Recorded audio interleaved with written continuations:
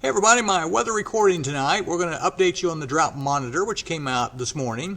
And then we're going to look at any rain chances, which there looks to be a pretty good chance now on Sunday where the pattern breaks down a little bit and we may get some rain. It may also fuel some bigger storms. So a lot of things I want to go over for you. We're going to start with the Drought Monitor. This came out this morning, Thursday, based on info through Tuesday morning. No surprise that things have worsened.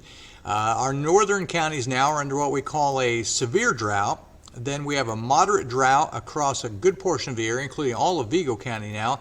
And then what we call abnormally dry in the southern areas, which is just the category before drought status. So things have worsened because of the lack of rainfall. But again, maybe some hope we might see a little bit of that. Kind of wanted to show you down south again. We have some of these areas that are still abnormally dry, even though it's they haven't had much rain there either. But technically, anything in the yellow shaded area would still be called abnormally dry. So I did a video a couple days ago on this, and no big changes. This has been the current pattern. What we refer to as an omega block, like the Greek letter omega, comes in and around. So high pressure in between protects everything. We've had the stubborn low southeast of here. We've had low pressure out in the northwest. That has been the current pattern that has been going on. But look what changes by the time we hit, say, Sunday and Monday.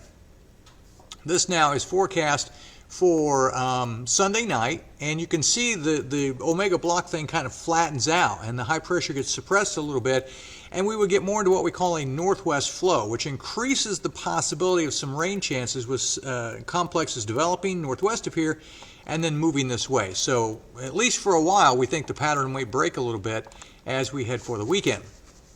So because of that, the question becomes, well, are we going to find any severe weather? And I want to go over that a little bit in detail here. This is one of the maps that if you follow me on social media that I show, and it does show this area, at least of a risk on Sunday of some severe weather in this part of the country. This is another map that I use, and the yellow area would be the slightly higher chances of maybe some severe weather. People ask about the black dot. The black dot actually represents where it's the highest probability of severe weather in the entire country. Not that it's a real high number, as you can tell by looking, but still probably northern Indiana might have the highest risk of some severe weather on Sunday, but near this area. And also the Storm Prediction Center is on board with this as well. This is their outlook for Sunday, and it does show most of our viewing area in an area that could have severe weather. So as we look for rain chances, we may also deal with some severe weather on Sunday. That's something we'll be looking at. So let me go over a few things real quick. This is based off of the NAM model. This was the afternoon run. What you're looking at is called the lifted index. Basically, when the lifted index is a lower number, you have greater instability. And it's got some of the lowest numbers right over this area. This is about 1 p.m. on Sunday. This is called the CAPE, which stands for Convective Available Potential Energy. In other words, storm energy. Higher these numbers combined with the lower lifted indexes, greater risk maybe of some bigger storms. And you can see we've got some pretty good numbers over this area, again at 1 o'clock in the afternoon on Sunday. What we're looking at here, sometimes we have what we call a cap in the atmosphere. That would be areas you see west of here. We don't really show much of a cap. There could be a minor cap, which kind of keeps things from developing. So we've got an unstable atmosphere. We don't have much of a inhibiting cap.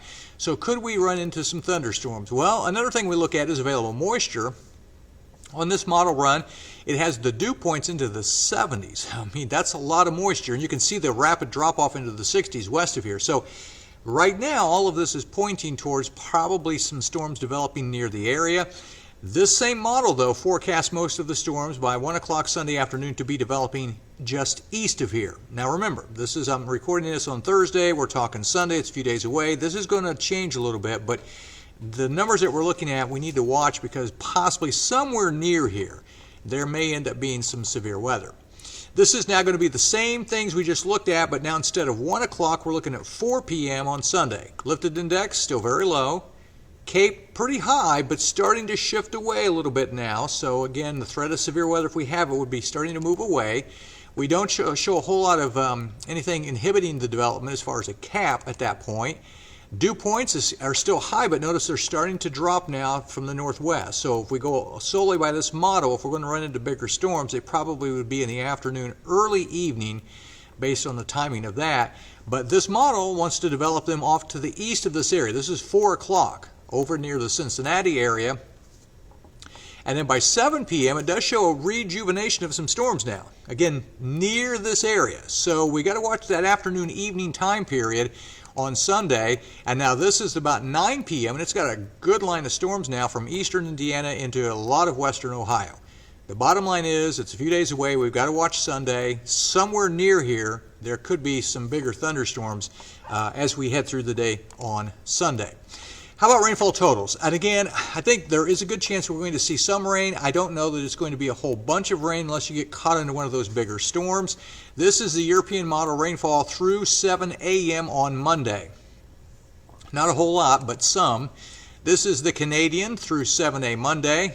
Looks a little more promising. And again, you can tell where the bigger storms are located on this model, north of here. This is the GFS. That one doesn't look too good. I mean, it's got a little, but it's not much rain at all. And now this is the national blend of models, maybe a better representation, and it's again maybe a third of an inch to a half of an inch across this area. You can see it also wants to develop some of the bigger storms over in Ohio. So yes, we see probably some rain. I don't think it's a whole bunch. Of course, we don't want a bunch at once, but at least some rain chances. I want to show you this also because this is kind of my thinking what's going to happen. This is the European model forecast for early Sunday morning. This will be about 5, 6 o'clock in the morning.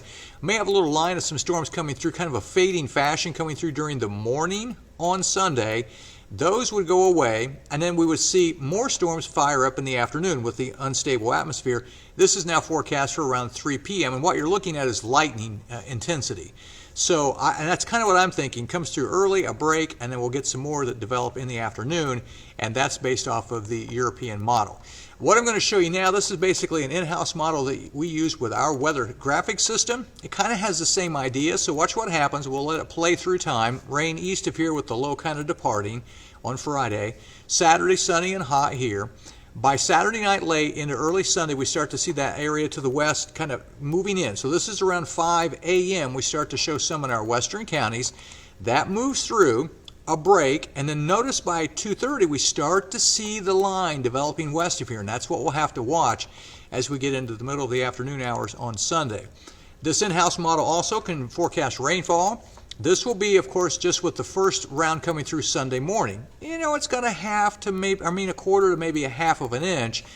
And then again, we probably would see some more coming through later Sunday. So that kind of gives you an idea of what we're looking at on that. So my idea is I think we're going to see some kind of a fading complex of showers and storms comes through Sunday early morning, a break, and then we've got to watch mid to late afternoon the possibility of some more storms. Some of those may be a bit strong depending on how things pan out on Sunday. So with all that said, here's the 7-day forecast. Friday's fine, hot on Saturday. Again, I think early Sunday, a break, and then later Sunday. The later Sunday will have to be watched, 88. We break the temps down a little bit on Monday, Tuesday, and Wednesday, and then there's another system that may bring a few showers in here by the end of next week. So at least we have some rain chances. Best chances look to be Sunday. We'll have to keep an eye, possibly some severe weather. We'll fine-tune that, though, as we get closer.